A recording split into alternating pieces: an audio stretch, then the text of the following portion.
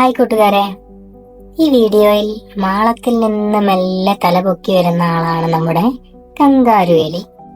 മരുഭൂമിയിൽ കാണപ്പെടുന്ന ഒരു ചെറിയ ജീവിയാണ് കങ്കാരു എലി. മരുഭൂമിയിൽ ജീവിക്കുന്നതിനുള്ള നിരവധി അനുകൂലനങ്ങൾ ഇതിനുണ്ട്. പകൽ സമയത്തെ ചൂട് അതിജീവിക്കുന്നതിന് വളരെ ആഴത്തിൽ മാളങ്ങളുണ്ടാക്കി അതിനുള്ളിൽ ജീവിക്കുന്നു. രാത്രി കാലങ്ങളിലാണ് ഇര തേടുന്നത്.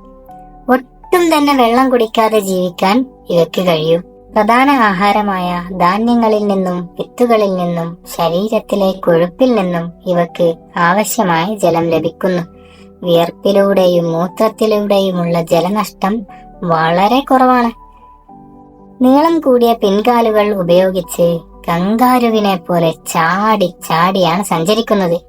കവിൾ ഭാഗത്തുള്ള സഞ്ചിയിൽ ധാന്യങ്ങളും വിത്തുകളും ശേഖരിച്ചു വെക്കാനും കഴിയും.